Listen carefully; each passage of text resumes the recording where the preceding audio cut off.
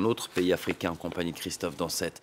Bonjour Christophe, on s'intéresse ensemble au Soudan ce matin avec cette réunion internationale organisée à Paris à l'initiative d'Emmanuel Macron. Une réunion qui aura lieu dans le bâtiment éphémère du Grand Palais, mais très somptueux, construit par l'architecte Jean-Michel Wilmotte sur le Champ de Mars, c'est-à-dire juste devant la Tour Eiffel. Un cadre somptueux pour accueillir le Premier ministre du Soudan, accompagné de 8 membres de son gouvernement, ainsi que plusieurs dirigeants internationaux. Il y aura là le président égyptien, éthiopien, rwandais, c'est-à-dire finalement les voisins du Soudan, ainsi que la plupart des organisations de financement international, la patronne du FMI, le président de la Banque africaine de développement ou encore plusieurs ministres européens. L'objectif de cette conférence, c'est d'aider le pays qui, il y a moins d'un an, encore était inscrit sur la liste des pays, des États finançant le terrorisme par les États-Unis, notamment parce qu'il avait accueilli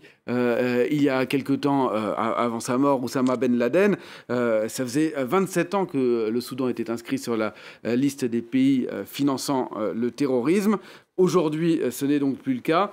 Et maintenant, eh bien, le Soudan peut se refaire une santé économique après la chute du dictateur Omar al-Béchir. C'était en 2019, chassé par une révolte populaire.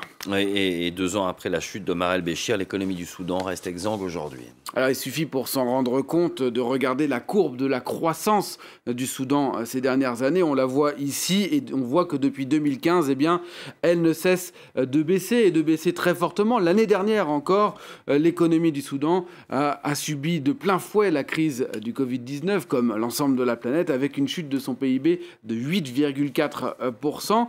Mais surtout, le pays, il est surendetté. Sa dette représente plus de 2 fois son PIB, 60 milliards de dollars de dette. Et donc, il est évident qu'aujourd'hui, lors de cette réunion internationale à Paris, la question de la dette constituera l'enjeu numéro 1.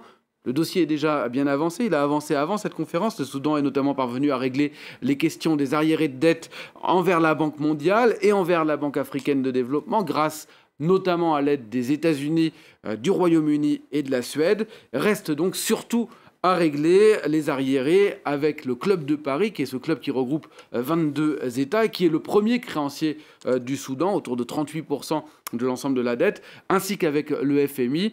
Un allègement de cette dette ou un rééchelonnement pourrait donc être en discussion. Le FMI se dit prêt à un geste. L'objectif derrière tout cela, c'est vraiment de pouvoir revenir dans le mécanisme de financement international, public comme privé, et d'attirer des nouveaux investisseurs. Écoutez ce qu'en dit le Premier ministre soudanais. Il était interrogé la semaine dernière par nos confrères de l'AFP. Nous allons à Paris pour permettre aux investisseurs étrangers d'examiner les possibilités d'investissement au Soudan. Nous ne recherchons pas de subventions ni de dons. Nos citoyens doivent savoir que nous allons annoncer à la communauté internationale du développement le retour d'un Soudan fort et méritant.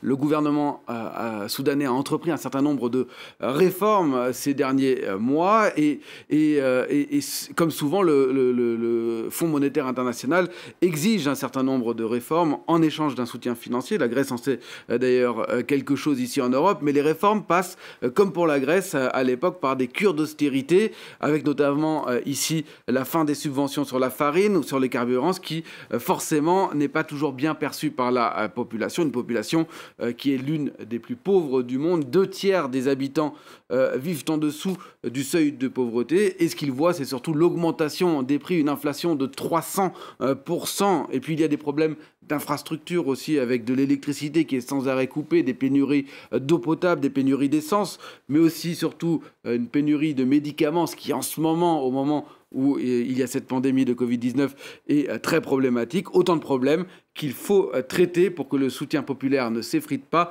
et que le pays puisse continuer à se reconstruire. Et de problèmes débattus donc lors de cette conférence de Paris. Et oui, une conférence qui ouvre également plus généralement une large séquence pour l'Elysée consacrée plus généralement aux économies africaines, avec un sommet très important qui commence ce soir avec un dîner à l'Elysée autour d'une quinzaine de chefs d'État africains et qui se poursuivra comme cette conférence aujourd'hui consacrée au Soudan demain au Grand Palais éphémère, avec pour objectif, selon l'Elysée, de mettre en place un paquet de soutien financier massif au continent africain pour l'aider à surmonter le choc qu'a représenté la pandémie de Covid-19 et de poser aussi, et c'est très important, les bases d'un nouveau cycle de croissance qui profitera, c'est toujours l'Elysée qui le dit, à la fois à l'Afrique, mais aussi par répercussion à l'ensemble de l'économie mondiale. Et c'est à suivre donc aujourd'hui sur France 24. Merci beaucoup Christophe.